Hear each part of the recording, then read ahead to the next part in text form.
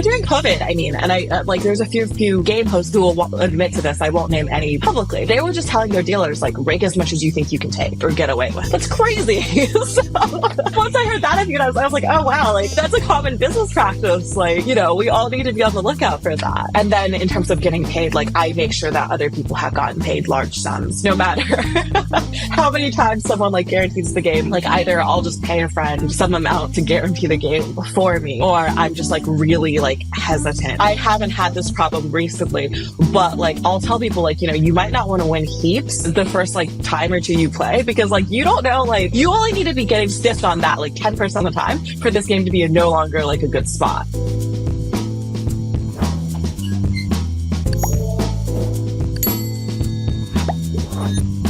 Today, guys, I've got one of the few high-stakes women in poker. She plays lots of private cash games, and it's a bit of a mystery, actually, to me. Not so many tournaments, but as apparently, you know, some also a bit of a content creator, too. I want to go into what's happened with that, and if we're going to see more content. And the blog, she's written a few articles, too, and has some useful tips. I'm also curious, do you have experience with backing or something? I read this particular article and I thought, does she back people? Because this is actually not that bad. Thanks. I'll take not that bad. So yeah, during the pandemic, I backed a few different people for online quarter 50 to like 1-2. Definitely wasn't rolled for it. Also, I don't even know if it was possible to win in those games, much less you know, at a high BB per 100. I backed 4 people in total. One of them, after like playing a few sessions, was like, yeah, I don't think this game is worth it. I'm over it. The other 3 each lost like 300K each. What? One of them. Wait, yeah. What? What the fuck? I mean, so yeah. Wait. What stakes were these? So quarter 50 to 100, 200. Oh, okay. You mean 20 by 50 to... I thought you said, like... No, these games are beatable for sure, but they're not easily beatable. It's, like, pretty fucking hard to beat these games. The rake was pretty high. I mean, I'm sure people were getting ghosted. Who knows what else could have been going on. It, like... Yeah, I think as you very well know, like... You know, private live cash and private online cash just comes with, like, a whole host of issues. Yeah. So long story short, you know, that little venture did not go well. And it took me like a while to kind of like pull the cord on it. I kept like looking for ways to try and like recover some of it. One of them is no longer in poker. The other 2 are still in the space. But yeah, after that foray, I spoke to a bunch of people who've backed. And the conclusion I came to was like, if you're not willing to micromanage, and you're not quite good yourself, it's rarely a profitable strategy. Oh, yeah. No, and by the way, when I said the staking advice wasn't bad, it's probably pretty good, I would say. I mean, it covered most issues that I've run into that I wouldn't say I'm like an expert staker exactly, but I staked quite a few people, and some of the thoughts were kind of the same thing. I just didn't know that you had staking experience. It's really a bit of a surprise, but okay. Why don't you tell us, huh? Short-lived, but yeah, some experience nonetheless. Well, it's pretty good for short-lived because some of those lessons are not so easily understood. But we'll get to that. I want to revisit that subject. Let's start with, I want to know, so you play high-stakes private games, right? And I presume in LA and that kind of thing. I know a little bit, but I want to know a bit more because I think it's a bit of a unique path for... it's not that obvious of a path for a lot of poker players, and there aren't very many women that are playing many like private high stakes cash games, I think. Yeah, I probably got very lucky coming across a few people early on. One ex-boyfriend, his name is Rick. We met at like Commerce 5.5 or 5.10 or something. He was the one who like both taught me a ton. He literally sat me down and just made me play correct pre-flop ranges and look up every single spot until I was like consistently getting it correct. I remember like, yeah, he just sat me down, like had me make an account on Stars. He lived in Macau at the time, and after a few hours, I was like, okay, I roughly get kind of what's going on. Prior to that, I thought it was acceptable to just like decide I was bored and play the next game no matter what. So a bit of a change. But yeah, him and his crew pretty much only played like high stakes live cash.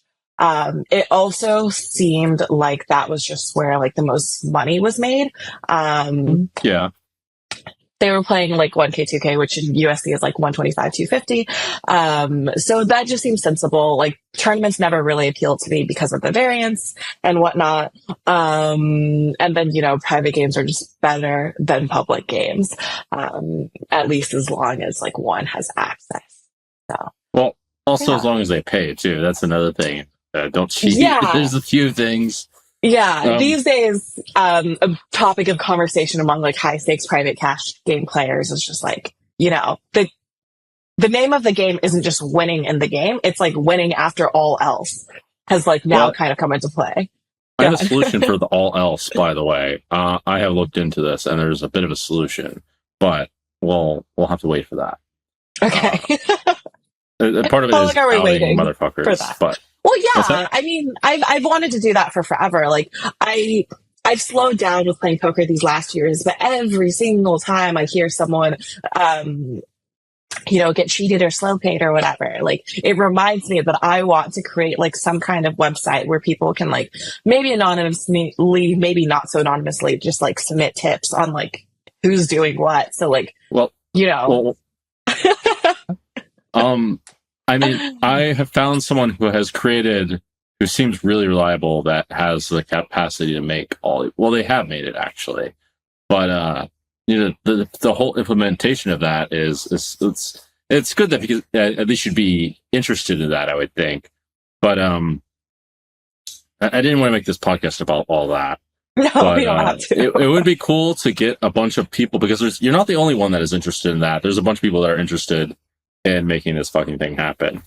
And it's such a widespread issue in private games where like, how much of that have you faced of people not paying or getting cheated? Or I vet games really aggressively, where before I play a game for the first time, well, first off, like, you know, I kind of go in eyes wide open, knowing that there's like, the rake might not be what they say it is.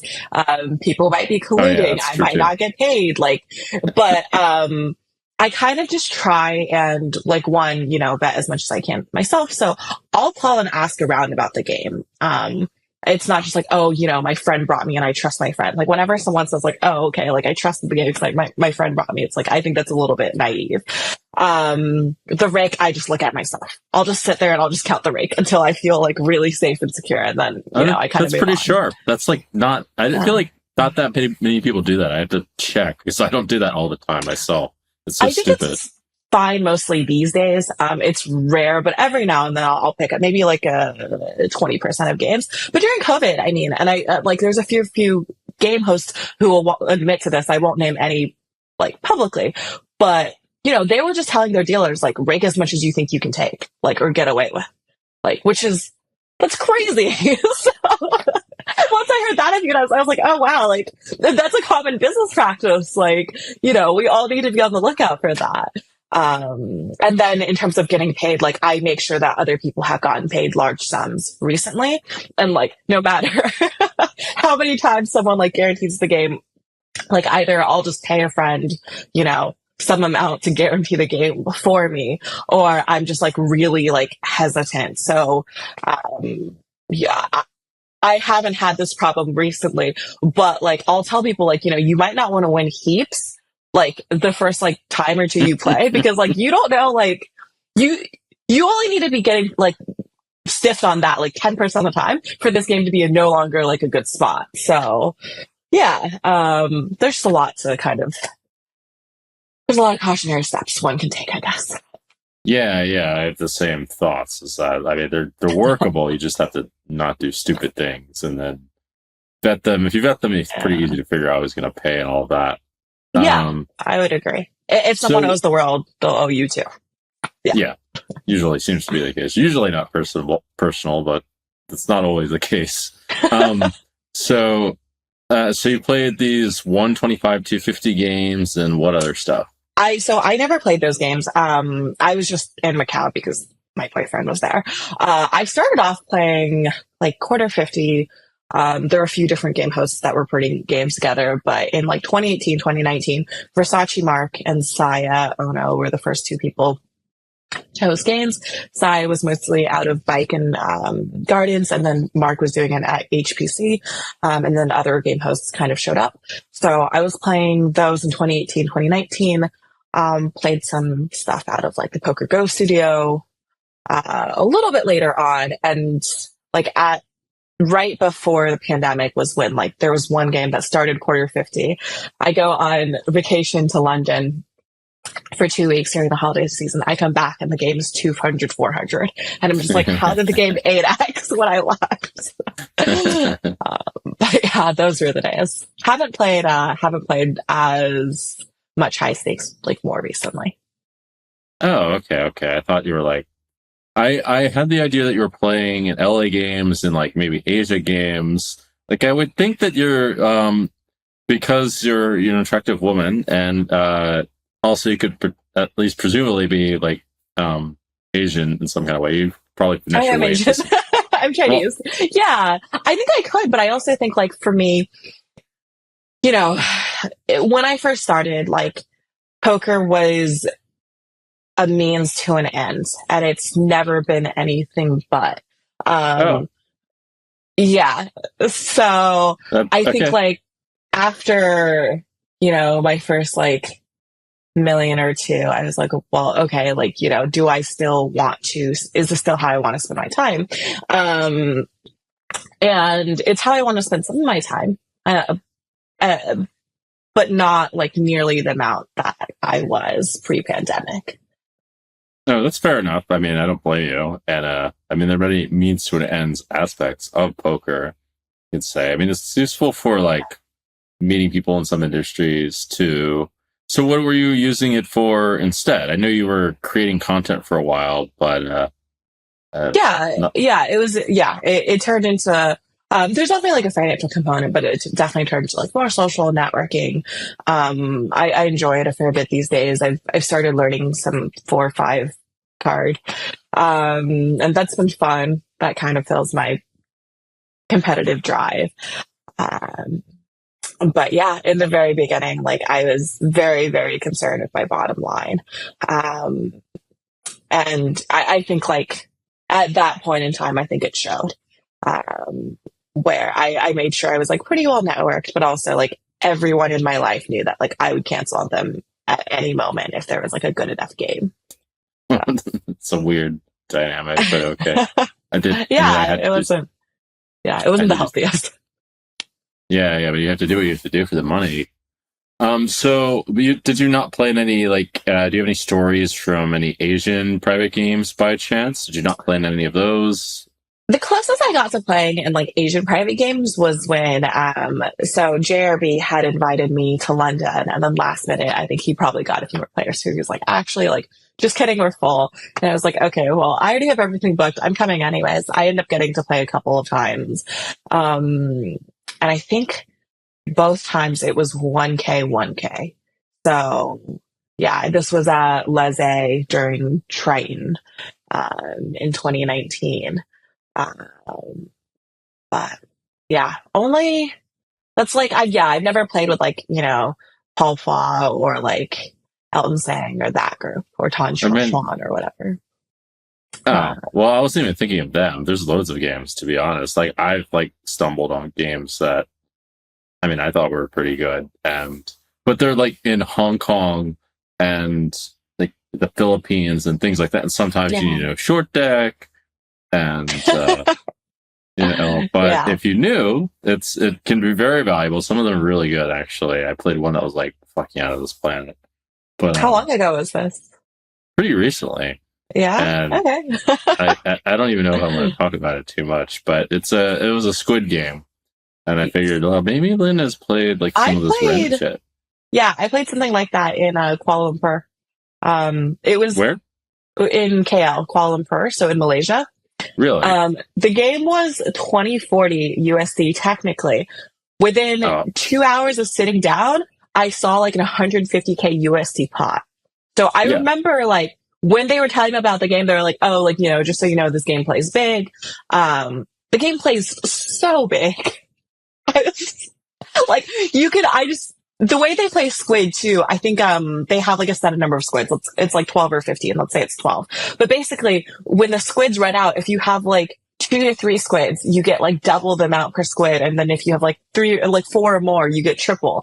And everyone who doesn't have a squid pays. So like you can just lose a buy-in on just paying like Squid or stand-up game. And I was like, whoa, like, and this happens every 12 games. So twice an hour. So yeah, I mean, there's definitely some good games out there. I think there's good games in a lot of cities if you kind of know where to look, depending on what you play. I don't know if that's true, but that was what I was looking for, like some kind of story like that. And the Squid games play like ridiculously big, but they can be really good in both directions. Like I played one where the people are just going batshit insane, and then the Squid was like not very much at all. It was like a big blind or something. I'm like, what the fuck was it? I thought it was like 10 big blinds with the way everyone's playing. I thought, oh, okay, well. I feel like I'm guilty of that, where it's like, if you see one person who's like playing way too wide, like I just try to like outwhale them. Where like I'm right there in there with like a hand that probably shouldn't be. Yeah, I definitely like have that in me. I try to play like a little bit more snug at times, and I think we haven't played that many times, but I think when we have, I think I've been fairly reasonable. But yeah, like I definitely have some blast. Well, that would be good for TV, actually. Are you done playing the streams? I saw you play like quite a few stream games, and sometimes the stream games are actually really good that like I've played. I don't know what's good for you or what's not. I don't know I actually don't know how good you are, to be honest. But I do the same. Don't worry, I don't either. I assume I'm losing the average hustler lineup. Like I never really studied No Limit. And I think like also, people like see like content creators and like they'll see guys like Nick or Mariana or whatever do like crazy shit. Like these guys are really good. Well, Nick or Mariana, Nick plays actually kind of tight sometimes. He doesn't play that insane a lot of times. Mariano can play insane sometimes, but he's not batshit insane. I've seen people play like way fucking crazier than him. No, for sure. But I guess what I'm getting at is just like, I have this opinion that in No Limit, especially if you're not one of like the 3 best players in a game, you oftentimes don't have a win rate. Sure, that makes sense, right? Yeah, but out of 9 players, how many can fucking win? They can't be like half of them. I don't think I can. Every now and then I'll see a lineup that's just all regs, and I'm like, wow, like every single one of these professional poker players, like, I presumably thinks they're winning. So it's like, who's wrong and who needs kind of like a reality check. But I guess all of that just to say, like, I think these stream games are good, but I think it's very rare that I'm one of the 3 best players in the game. So it's, if I get an invite, I would obviously love to play. But I'm also not going to be like knocking down like Ryan's door, asking for a seat in a game that I think I'm losing in. So. Oh, that's fair enough. But I would just think there's like, some of those can be incredibly soft. And yeah, you're right. Like I even recently made an estimate assuming that only really 3 players could win. Like it's kind of crazy. Like a game has to be truly outrageous for more than 3 players to win, because like some of those players are like the losing players too, I would guess. But it seems like you have the right kind of attitude for figuring out the less obvious aspects of how to actually win in these situations. It seems like you're a bit more like I almost want to use the term poker street smart when it comes to winning in live games, because I feel like a lot of people don't take these things into consideration. I feel like there's a lot of guys that show up in live games and they're not thinking, oh, am I a top 3 player? Or like, am I going to get paid? Do I make sure these people pay me? Like that kind of stuff. I feel like it's a common mistake because there's countless people being owed all the fucking time. And I'm just thinking like, if all they did was, if all the owners did was, or the people who run the game did was like just collect them, make people post, or if, I mean, this is usually a naive way of thinking, but, or if the people just like vetted the game, there'd be far less deaths. For sure. But like Dan, like it's hard to get people to post. The other thing is like, I describe like LA cash games as like a race to the bottom. The thing is like, if one person is willing to let like someone sketchy play, sketchy in terms of like whether or not they'll actually pay, then everyone else kind of has to. Otherwise, the one host that's willing to take on that risk is going to be the one that gets to like have the game, so to speak. Yeah, but I can think of hosts where like they know full well that someone's like a massive credit risk, but they run the game anyways because they're still collecting rake, and they can just like slow pay winners for forever. Well, yeah, I wouldn't. I'm not like recommending this is how like game hosts go about it, but like this is why I don't really play poker in LA. I think at one point in time I was like, okay, well, am I beating public games? No.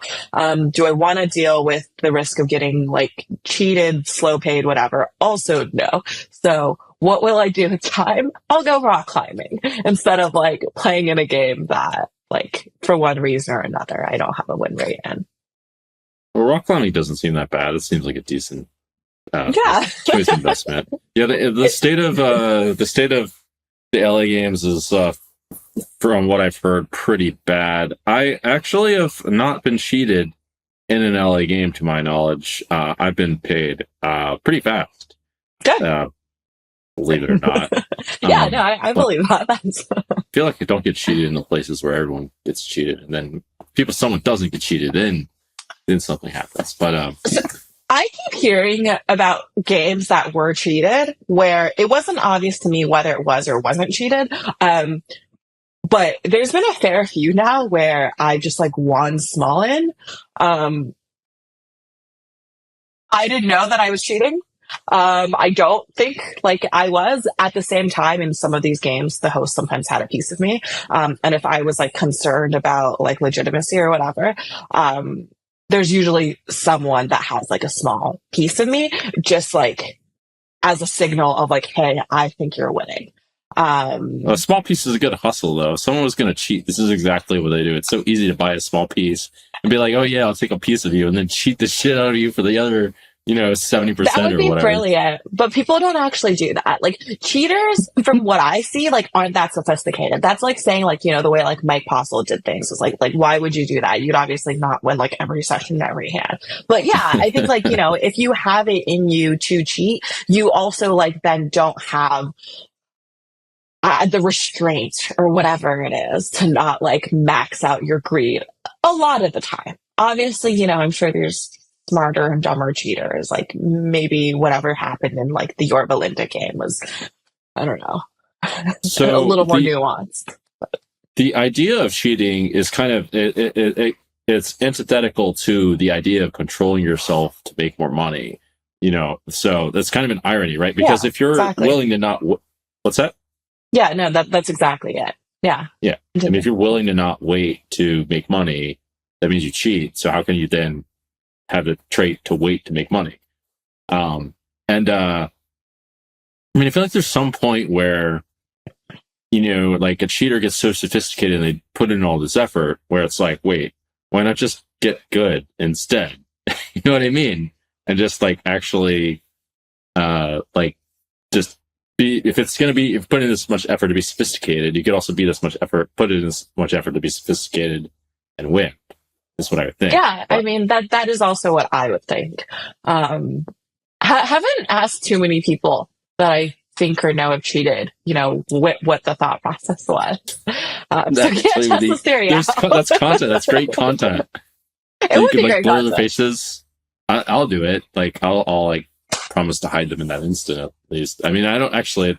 Probably. Do you want me to provide you with a list? I'll give you a list of people, and then maybe even like make an intro if possible.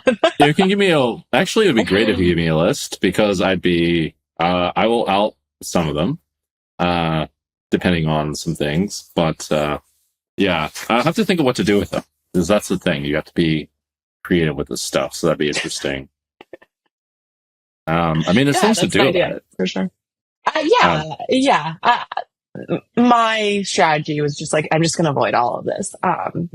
If I'm not sure if something's a good spot or whatever. But yeah, I think it would be better, like, if, someone wanted to kind of like police these games and the like unethical sure. actors a little bit more.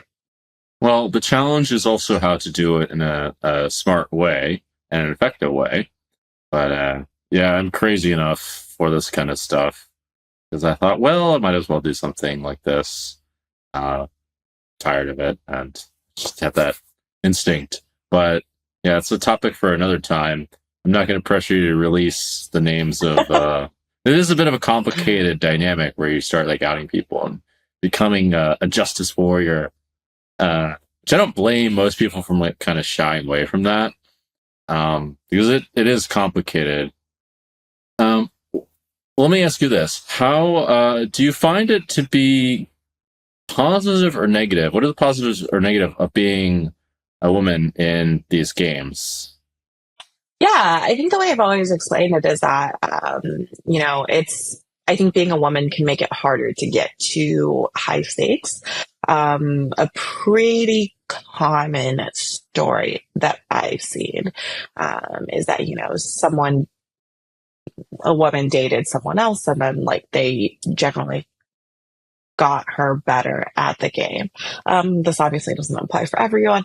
But then once you're like once you like get to higher stakes games and like, have something resembling the skill set and like bankroll or whatever, it is now like much better in terms of having access and whatnot. Mm-hmm. Also like, crazy hands get played all the time, but I do feel like people can blast off against women a little bit more, or like every now and then there's a guy in JRB's game where like, every like few pots, when I was like, I think he would do this in position.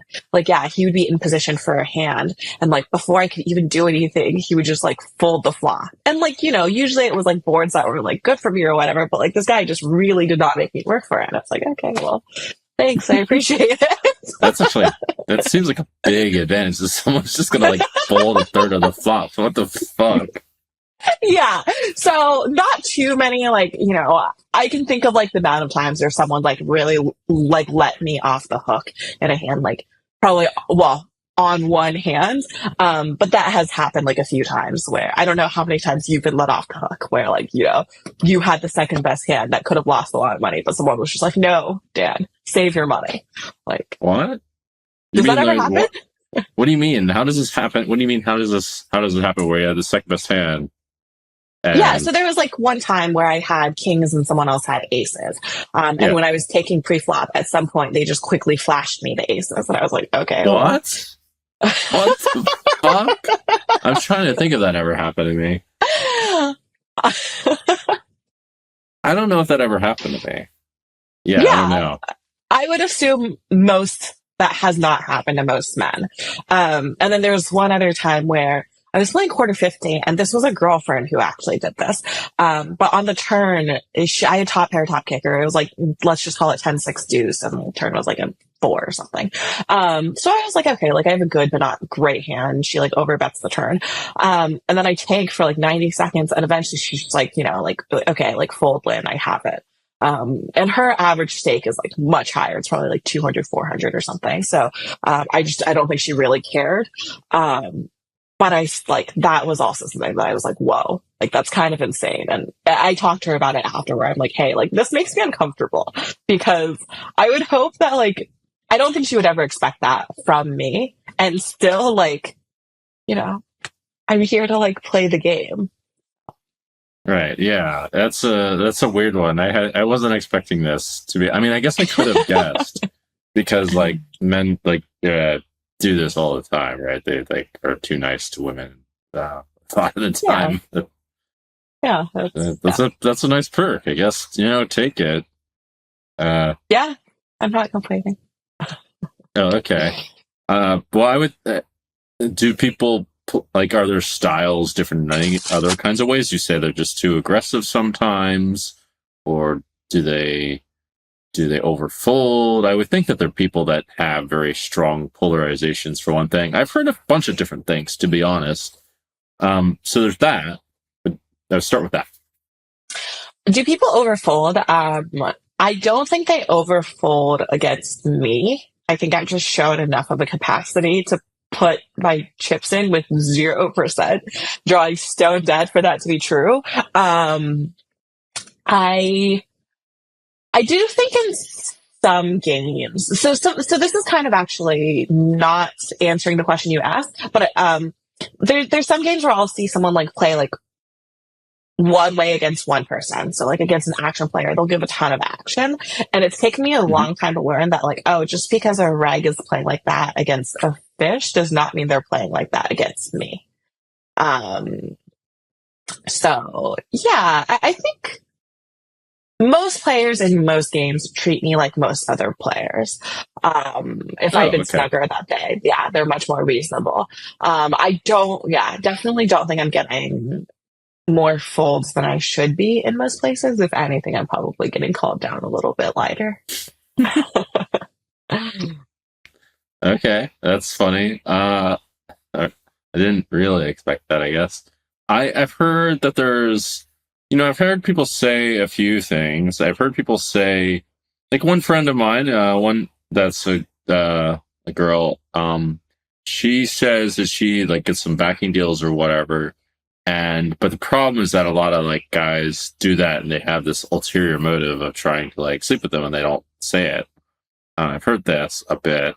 I would think this happens a fair amount or in some form or another. And there's that in like other forms of, I'm not sure if like sexual harassment happens. I'm trying to find out what's going on. Because I feel like for two different things. Yeah. They are two rather different things. I think both I encountered a lot more at lower stakes. And I would say, like, for most of my career, I've never really, like, been looking for backing, so that wasn't really, like, a thing. Honestly,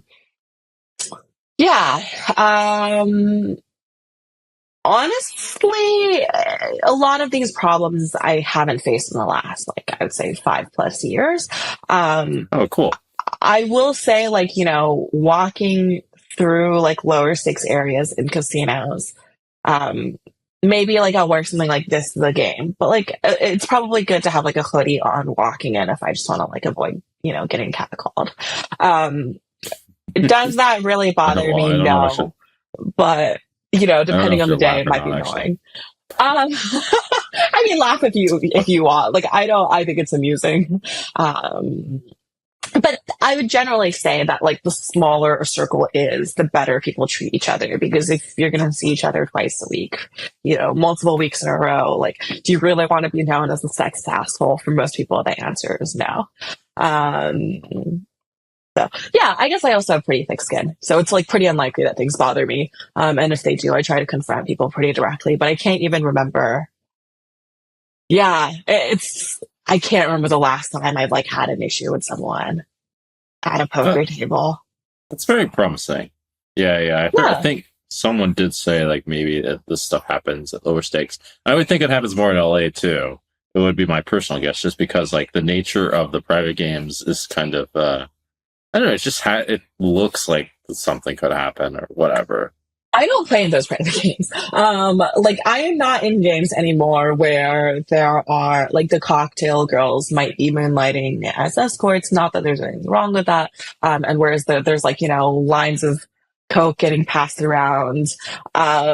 So yeah, I imagine it like very much so could happen. If anything, which I think is kind of interesting, I've actually different, cultures obviously have different attitudes, but if anything, I think like, Americans are like more scared of like problems. Whereas like when I play in London, like people are like chummier and whatnot.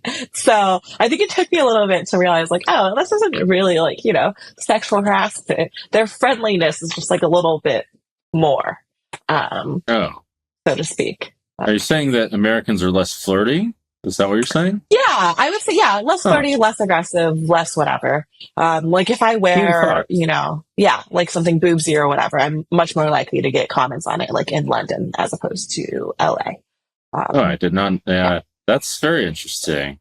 Yeah, All right. there's some differences there. I want to ask what kind of money was possible to make in these private games, especially since it doesn't really seem like you're like really aggressively pursuing them. No, yeah, not that important to me. So an interesting topic that kind of gets like passed around is, how many people do you think there are that make $1 million a year playing poker? My guess is probably higher than what the average person's would be, but like, I think if you're playing, 51 is kind of the cutoff, but like, especially like 100, 200 consistently, more than once or twice. I mean, more than even really just once a week. Like, win rates in live games can be insane. Like, I would assume the best player at every 100, 200 table has like over a 1K, hourly. 5 big blinds an hour. What games are these? 1K hourly would be, that's like 20 big blinds per 100 or something. Yeah. It's 4K. That's 4K per 100 hands. That's 20 big blinds per 100 hands. Yeah, that's realistic if the game is soft enough, but you have to, fade the rake and all of that.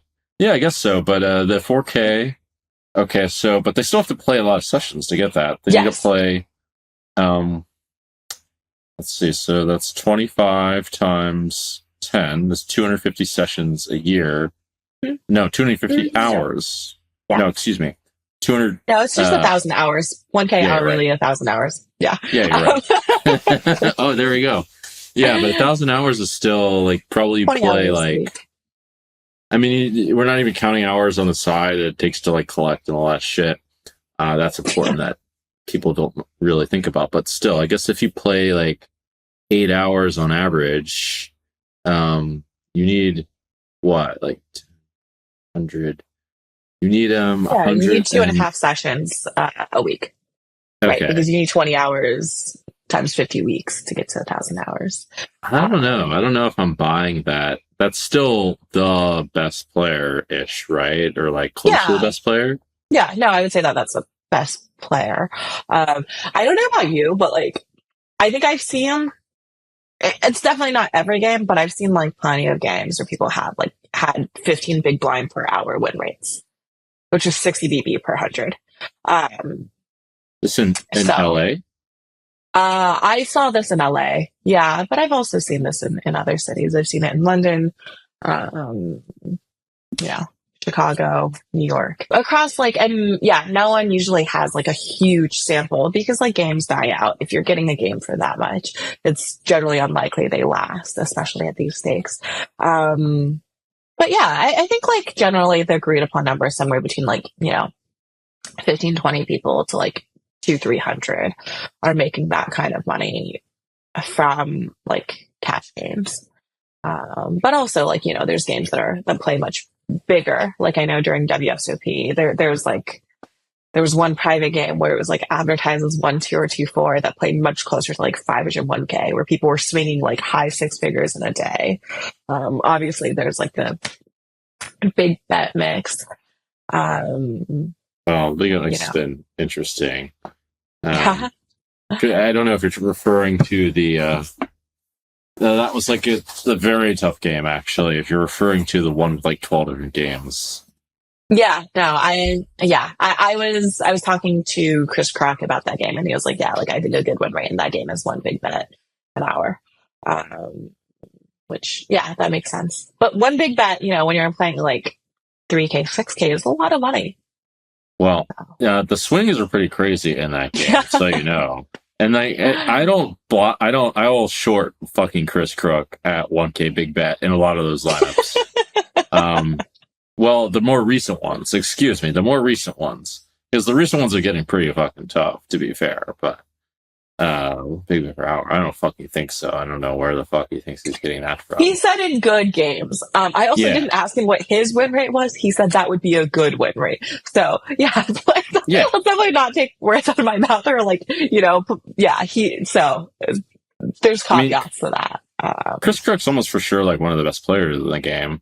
I didn't think we'd be talking about mix, but just so you know, that game's gotten like fucking tough. I Yeah. was sitting there thinking, man, like, I don't know what the fuck am I doing playing this game? I'm like wasting my time. Yeah. Yeah, I asked him to tell me about the other players, and he was like, "Yeah, so there's this guy, and he's pretty good, and there's this guy, and he knows all the games." It's just like everyone, like it sounds like everyone plays quite well. Um, Uh, but yeah, not everyone plays that. well, you would know better. I'm also, trying to be diplomatic. I'm not really here to like shit No, talk don't be people. diplomatic. Yeah. This is not the place to be diplomatic. No, shit To talk be people. fair, I don't know that game nearly well enough to know, like, who the fish are. It'd be funny if you should talk just for that reason. But whatever. Yeah.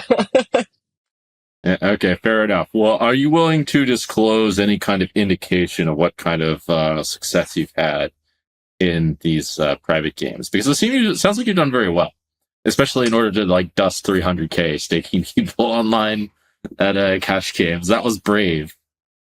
That was ridiculous. That was pretty insane. But also, like, I remember, like, I was at the age where my rent was $700. Like, it didn't matter to me if I had 10K or 100K or $1 million in the bank. Like, I was just as aggressive with $1 million as I'd ever been with 20K. Like, it didn't click for me that, like, oh, like, as your net worth grows, your risk tolerance or your risk appetite should decrease.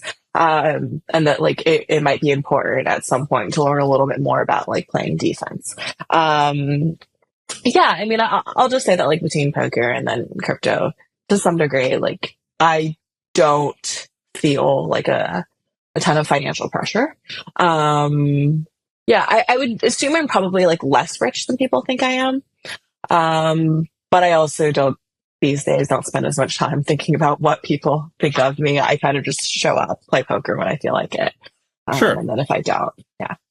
Well, I was asking, to be honest, also for the sake of like the audience, especially if there's like, women out there watching and thinking, oh, maybe I could, emulate Lynne's success or, also make however much, hundreds of thousands, million. I think you've made millions is what it seems like from live poker, but you don't have to disclose if you don't want to.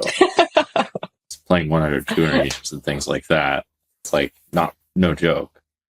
And then I've gotten lucky with the spots that I found myself in for sure. And I think a mistake I made was assuming that like, those spots would continue or that they would come up like more frequently than they have. But yeah, I think, I think achieving a fair bit of success in poker is still like, very doable. I think it's just important to have like a good plan or strategy going into it. And I would say like that plan or strategy should usually only really be like either like to outwork everyone or to out network people. well, And by out outworking network, everyone, out something everyone. Matter of fact, this actually leads to a bit of an odd question that I have. So one thought that occurred to me is that like it to be a woman is like it's sort of an interesting situation if you're like at least like fairly attractive or very attractive is also interesting just because like loads of guys will be drawn to you, right? And I would think at least that they would give you lots of offers. That's my guess, but I don't have the luxury of actually having that experience, but I had the idea to somehow.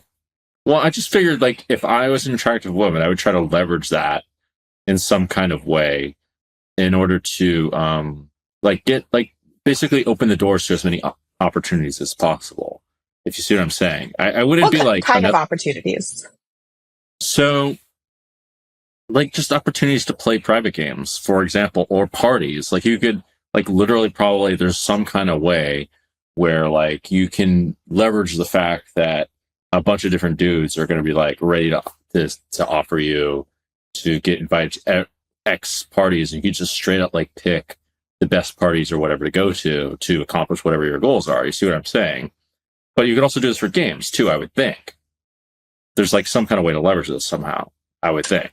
Yeah, I mean, I think, if you're just like attractive and bubbly, you're going to have more access than like the next person, the next like male, like, non like whale for sure. But I think also at some point, like the stakes get high enough where like, if like this has always been kind of like the scary bit of private games to me, is like there only really needs to be one person that's like, oh, I don't want to play with Lynne, out of like a handful of people who get to like call the shots.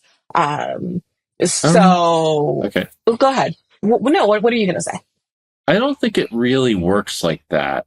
I think what happens is the problem is that there's too much, people have too much of a hide bind thing going on. There's not so many people that are willing to rock the boat because, they have some qualm or whatever. It's more like the opposite. It's got to be like really a bunch of things and then they finally rock the boat, unless they're a really unique kind of person.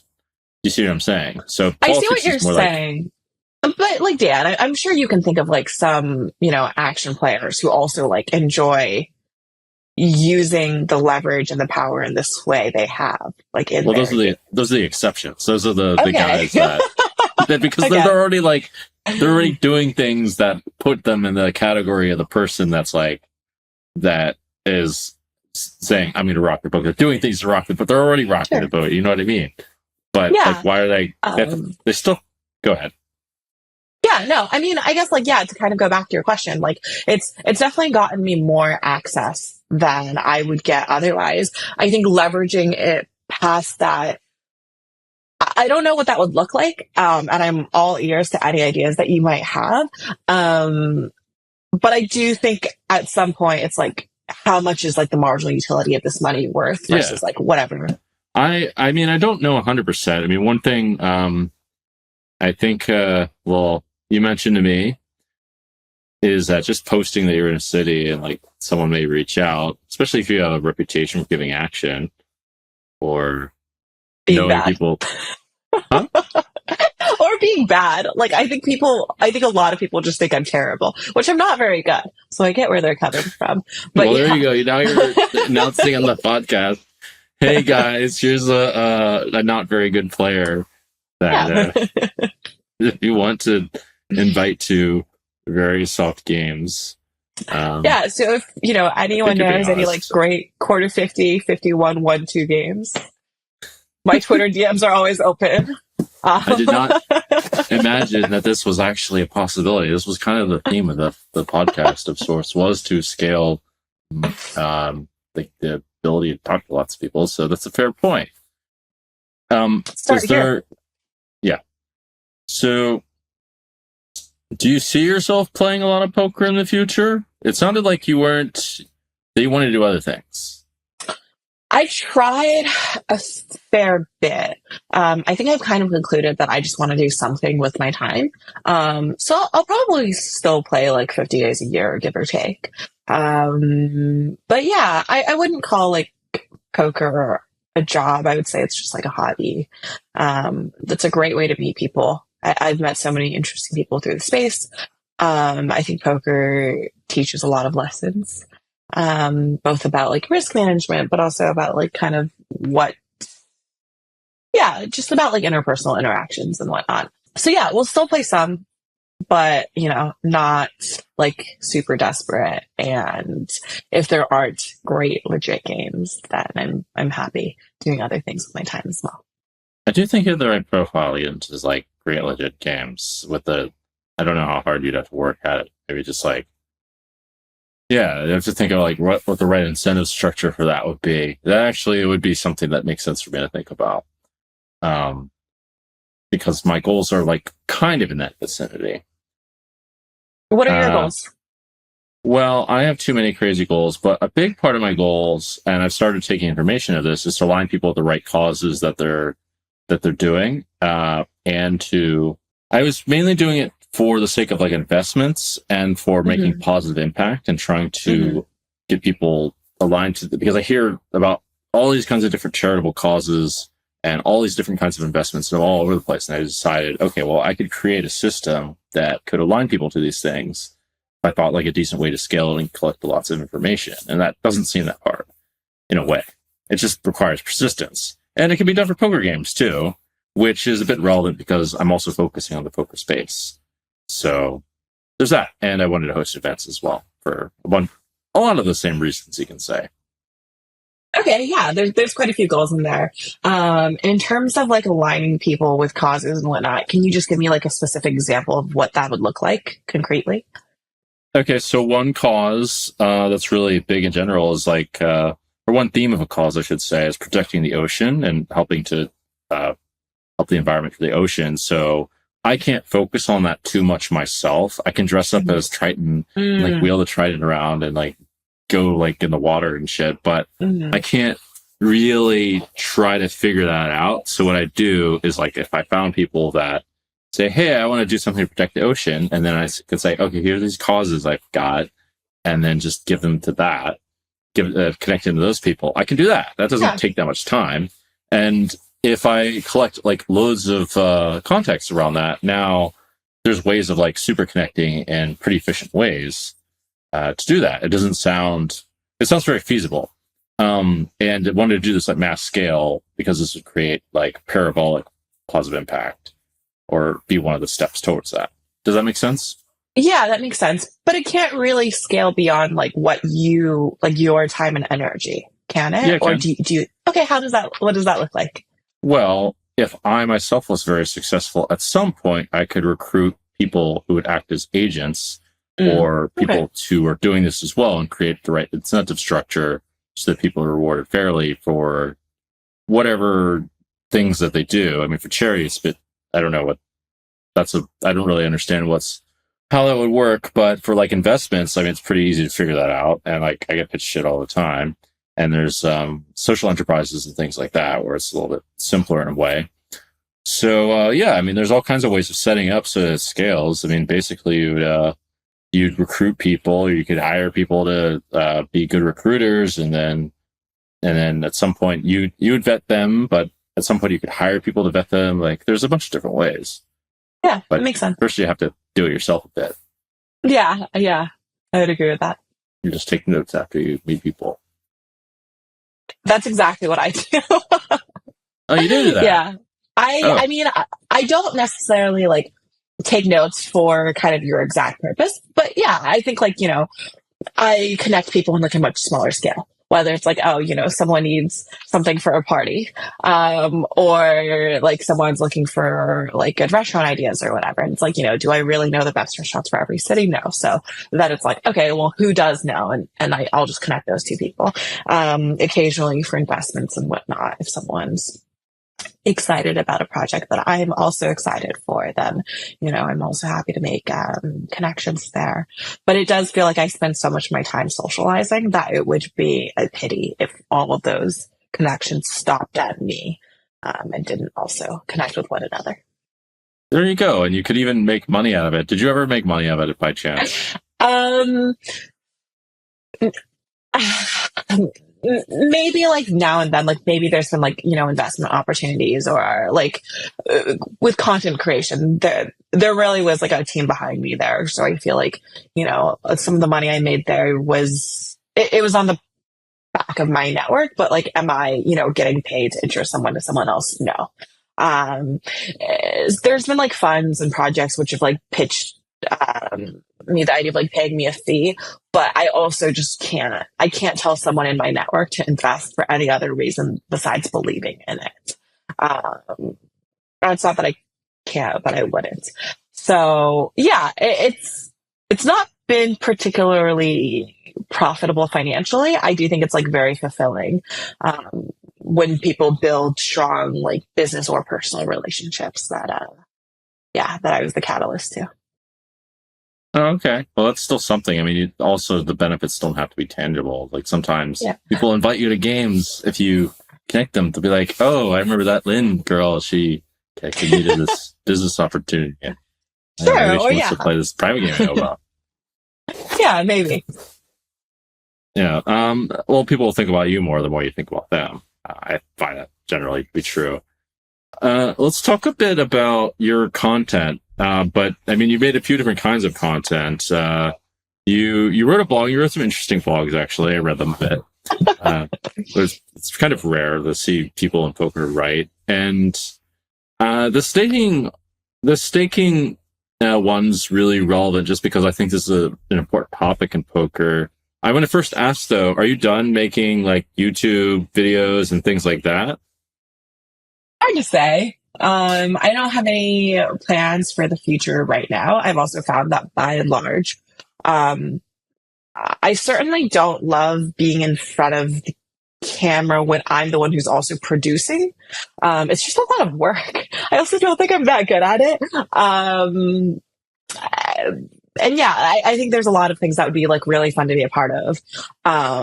But the one where it's just me talking to a camera about hands that I recently played is not like super high on my list of like activities to do right now. I do think that was like really fun to learn. It was fun to learn about like how YouTube works, like what kind of thumbnails and titles grab people's attention, and then just kind of how to like pace a video out and whatnot. But yeah, I think that was more because I just really enjoy learning new skills.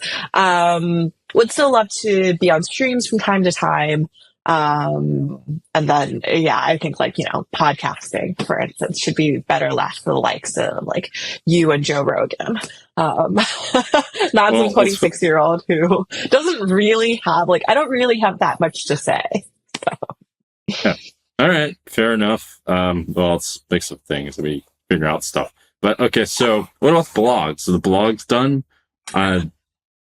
I would love to write more. I just don't know what to write about that hasn't already been done a ton of times. So it's like, I have loads of topics. I guess great, perfect.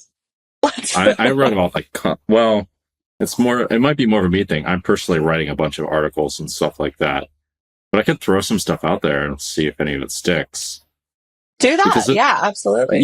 You actually did pick a kind of topics in the vicinity of what I would pick. Like the staking thing is actually perfect, but things that would be good for the games, or like one topic would be that for you, how to make a good live game or how to protect yourself from live games. There you go. There's an article. That's a good idea. Care about the people of poker. That's a good idea. It's a really small audience for that, I would think. Like, I would think that generally most of the time, at 5'10" or like 10-20 even and lower, you don't really face the problem of getting stiff. I might be wrong. I mean, if there's interest. Yeah, well, I don't either. So I think, to be honest, the lower the stakes, the more likely there's cheating of sorts, or not paying, or whatever word you want to use for it. Because I think these guys don't have exactly abundance or whatever. They're not usually well off, and their reputations don't necessarily matter as much. So my personal guess is it's probably the same thing as why there's more, harassment and things like that at lower stakes, because it's multiple reasons. I think that's one of the reasons. I think, to be honest, if you have a lot of those good qualities, you tend to go into better stakes because good qualities tend to correlate with each other too. I think that's legit, one of the reasons. So my guess is these guys deal with it even more than high stakes players. Okay. Maybe I'll make a Twitter poll or something, because I want to test this theory out. My theory is the opposite, for just a simple reason that at higher stakes, there's much greater incentive.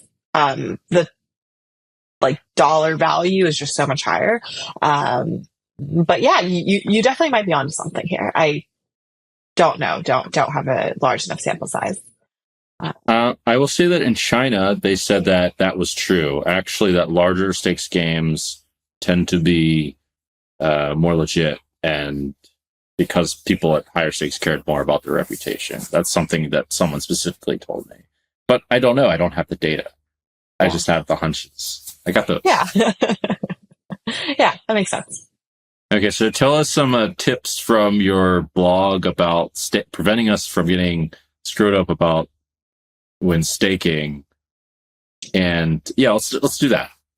Sure, let's do it. So I don't remember exactly what I wrote. I just remember one day I was mad.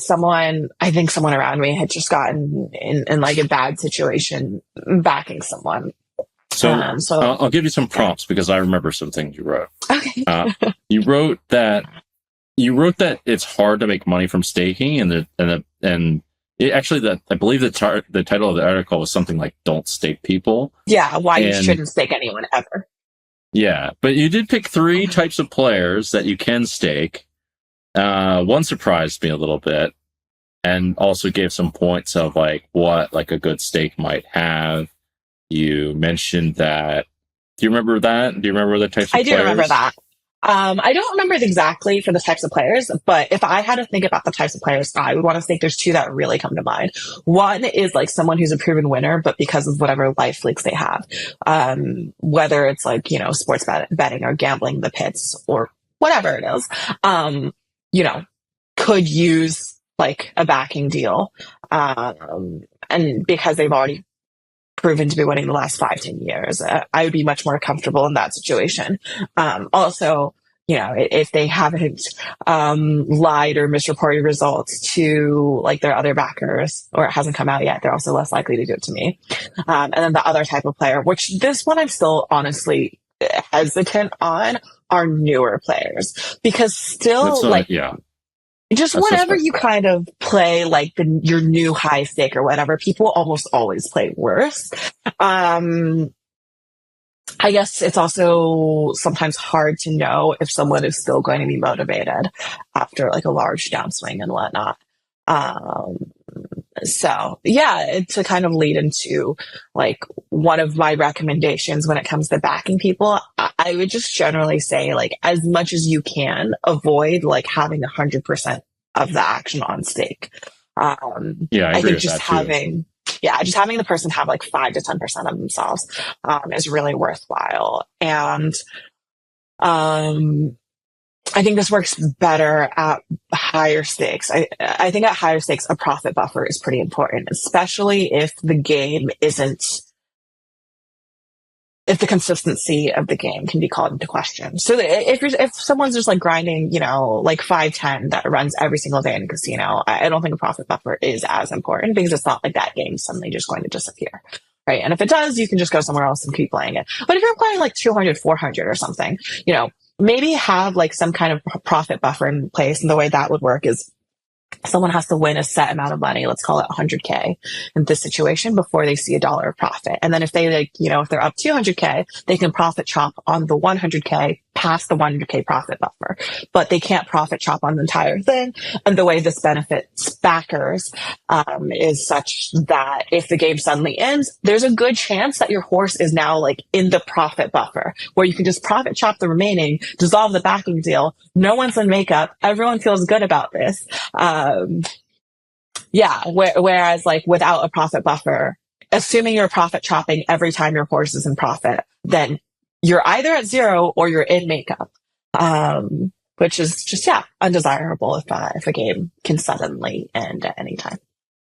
Yeah, I would add to that. Basically, you want to make sure that you have players that are going to put in lots of volume, and the only way to do that is to see their history to know that they'll put in, or see some really strong indication that they're going to actually put in lots of volume and not be distracted by something else or whatever it is. Because if they don't put lots of volume, it's like it's almost like kind of stupid in general to stake someone. And what you said about the consistency of the game is super important too. Because if the game just dies, there's nothing to stake them at. Yeah, I like what you said about volume. I mean, we can just take the extreme, right, of where if someone's playing a game literally once, and you profit chop if they win, then you're more or less like getting free rolled. Or not really, but like, you get half of their winnings if they win. And if they lose and never play again, you're just on the hook for 100% of their losses. So yeah, that's a good point that I didn't think of. I think another thing that you also added that I would add is something about the stakers should get more of the share on smaller samples. Yeah, I think that's actually really important. I think it's fine for backers to get more than 50-50 if a deal calls for it. Especially on smaller samples, kind of as you said, because otherwise, there's very rarely a game that is good enough to justify getting half of the win rate but all of the loss rate. That's almost never the case. So then the only way to balance it out is to take a larger percentage of profit. I actually saw Alan Keating do something pretty cool where, I think at this point in time, Poker Bunny was on all of the streams, Paulina, and he was just like, if she can get here to the table in the next 10 minutes, tell her I'll give her a 20K buy-in, and she can have 25% of the upside. So that was kind of cool. if she loses, he takes, he's just lost 20K. And if she wins, he gets 75% of her winnings. Do I think that was a great spot for him? Maybe, maybe not. It definitely, in that specific game, was probably not too far off from losing. Like, Really? she played brilliantly. And it's not her fault that after like running up her stack to like 50K or whatever, after like 6 or 7 hours, she gets in an ace king versus ace 10 and just loses 2 runouts. So, those are rather sad, anticlimactic end, or maybe climactic end to her session. But I do think just kind of the way he went about it was intelligent. Okay. I was thinking too, and this is something that I've incorporated actually in relatively recent deals that I've at least been privy to, is to have in the beginning give most of the shares to the backer, but if someone still stays on, then at some point they get more and more of the shares. I think that should be the curve of like what should happen in the beginning should be a bit steeper in favor of the backer, and then like as time goes on, like gradually like give the person who plays, if they're super consistent, they play like loads and loads of volume, like more and gradually more and more share of the profits, but like on like the additional profits, if that makes sense. So like for the first 100, 200K, the first backer might get like 40% or whatever, or 30%, or excuse me, the backer would get Of course 60%, 70%. Yeah.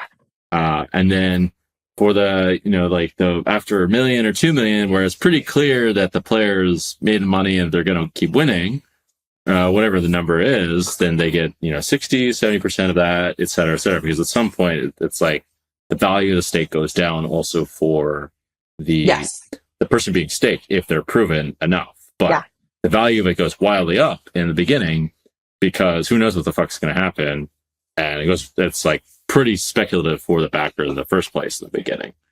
That makes perfect sense. In your deal, would they be getting a larger percentage even like after profit chopping the first, let's just say 200K or whatever it is? Like they wouldn't have to leave the money on stake theoretically, would they? So they'd get a larger percent of the profit chop after the 200K. So on the first 200K, they would get whatever it is, like 60%, 40% or whatever. And then on the next 200K, I mean, ideally there should be some kind of graph for this if someone had solved staking. I see. But they would be able to profit chop the 200K. Like they would take 80, you would take 120. The number of like for the stake would technically reset to 0. And then they would have a larger, maybe now they have 50% themselves. Is that how it would work? It wouldn't, I guess you could say that. It wouldn't, okay. I mean, it would, if they lost part back, it would have to resort to the typical model, but I guess you can look at it like that. Okay. Because I've seen some backers do it in a way where it's like, let's say on the first 100K, it's like a 70-30 split. 70% goes to the backer, 30% goes to the horse. And then the next 100K, it's like 60-40. But the caveat is that the horse can't actually profit chop the first 100, which like that makes a pretty big difference. Having to leave that money on stake in order to get a larger percentage of your winnings. That's not something I've ever gotten. I've seen enough people do it. I think this is, I think I remember hearing that this was like kind of baked into Landon's deal when he was getting backed. But yeah, I think just like generally speaking, horses undervalue the value that their backers provide. I think like just the more ways the backer can kind of like protect themselves and make sure that their interests are looked out for, the better. I think that's especially true when they're winning in the beginning. And tournaments, I've seen it. It's like, I'm such a great player, blah blah blah. Yeah, they think they're like God's gift when they're winning or whatever. Like they think like, I think it's so important, and I've kind of always felt this way whenever I've sold. First off, I'm like never upset about like winning and selling. It's just like, great, now we all get to win. And secondly, it's like oftentimes like if I had to take 100% of myself, I wouldn't even be there. So like, having a percentage of some pie is better than having 100% of no pie. And I think it's really important that like horses get that. Like, Love would it. you be playing these stakes or these games if you didn't have backing? I think it's a symptom of this theme of thought process that is ultimately quite toxic. I mean, I guess maybe everyone's guilty of it every now and then, but it's a very American thing of thinking, oh, it could have been better. Oh, I should have got more money. And like that, there's no end to that thought process No. Yeah. of like, oh, you can have, there's better out there. This, and that. Applies to all kinds of things. Oh, yeah. I mean, money, I think, in poker is like the most common one. You can always make more. You can always be playing higher. Like, when does it end at some point? Right. So, yeah. Okay. Well, this is getting a little bit long, but I did want to touch a bit on the other things you wrote about because I thought they were interesting. And their relevance to people. You took Ozempic. That was literally the title of your blog. I almost took Ozempic. I decided not to because it has some negative side effects, but it seemed like you were very successful off of that for taking a fifth of the dose that you needed to, and it really curbed your appetite. And there was something else you took, what was it called? No, semaglutide, Ozempic, it's the same thing. They're same thing. GLP-1s, I think. Yeah, it's the same thing. Wegovy, okay. etc. So do you want to give a couple clips of that experience? It'd be interesting to get some before and after pictures. I think that's appropriate, right? Yeah, I can. I mean, you can pull the photos off there. I can also send you some pictures. I'm sure I can find some befores and afters. I start off. I'm 5'7", probably 148 pounds, give or take. At like bottom, it was like 123, but I was probably more so around 128. So I lost 20 pounds when I was on it. I just had 3 months, 4 months. Had pretty much no appetite on it. Was working out. So I've never had a problem working out, staying active. That's always something I've really enjoyed. I did have like a big problem with eating, where like I could put down, my daily calorie count in a meal. And I would just like keep eating because like the mouth sensations overruled my stomach telling me, no, please stop. But yeah, I think, there's been some interesting studies around Ozempic that show that it also curbs like other addictions, not just food. So like smoking, gambling, etc. And I think that's fascinating. Interesting. But yeah, By I think the way, yeah, go ahead.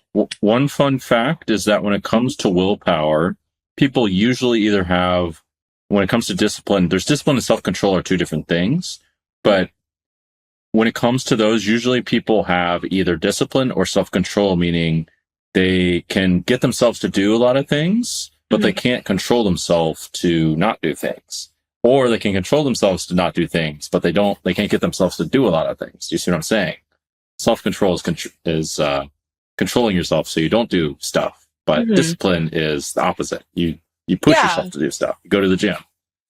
Yeah, that is interesting. I've never thought about it that way, but I've always viewed them as synonyms.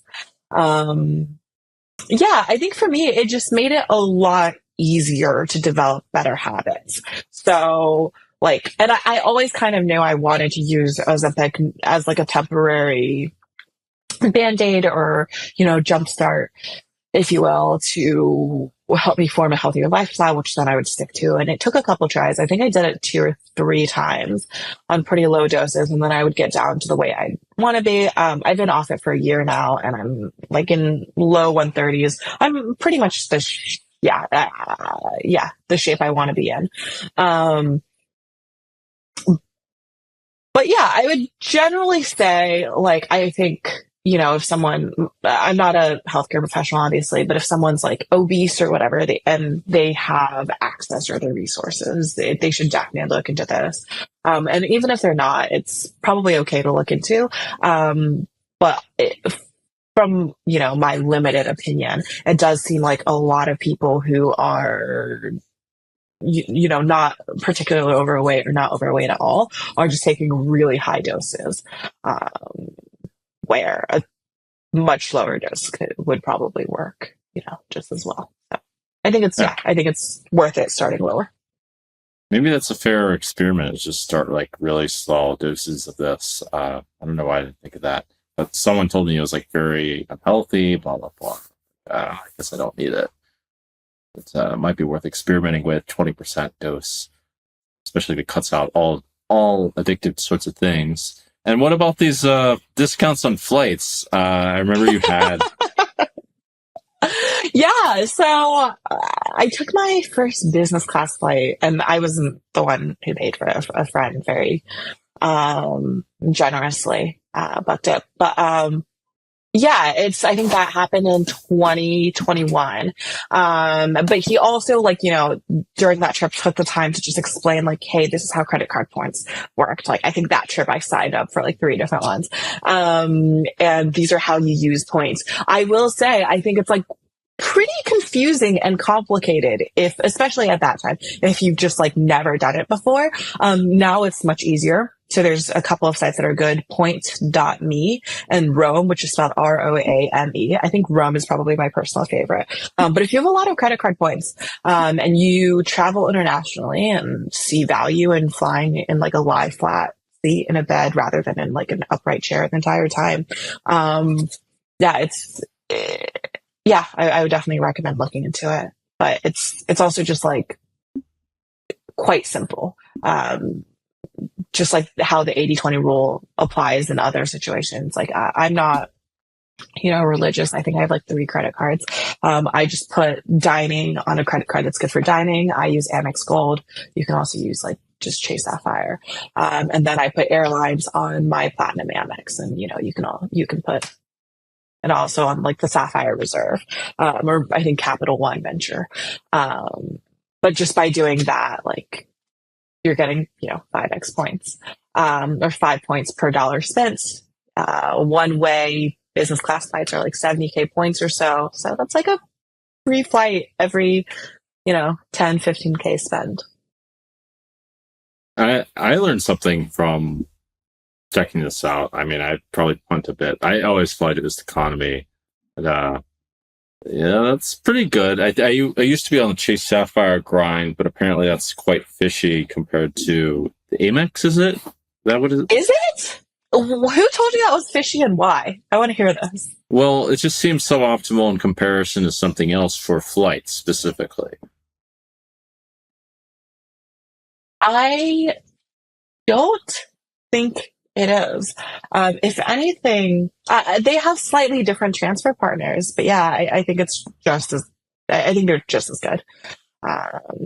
As long as you're getting, like some multiple, probably 5x points on airline spend. Yeah, I don't think it really matters which card it is.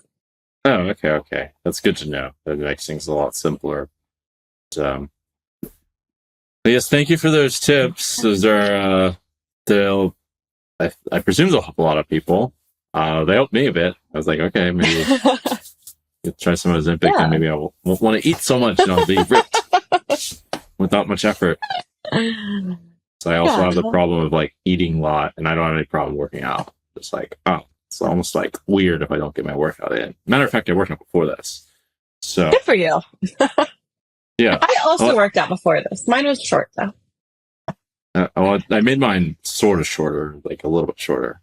I missed one exercise. But anyway.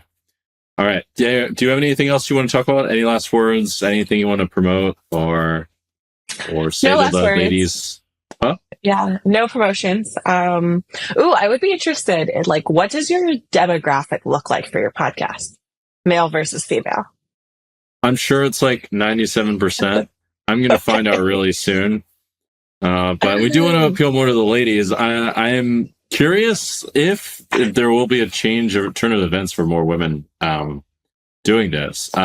Do you think that poker is good for women? I remember you said, or to play, because I remember you said it's not so good at low stakes, or something along those lines, but just because it's very hard to beat. That's the last topic.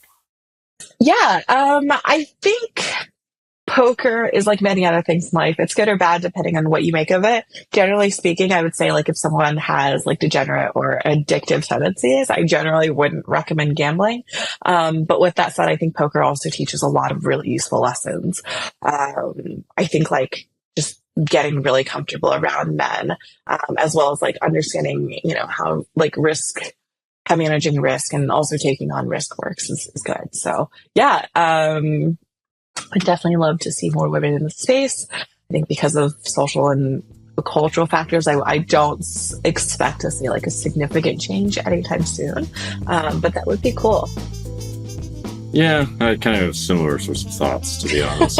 Like the whole way guys approach things really needs to change unless they're going to appeal to a very specific kind of woman that just doesn't give a shit about. Like most women care about like the vibe and the environment and all that, but most men don't. So I think that's one of the biggest reasons, to be honest.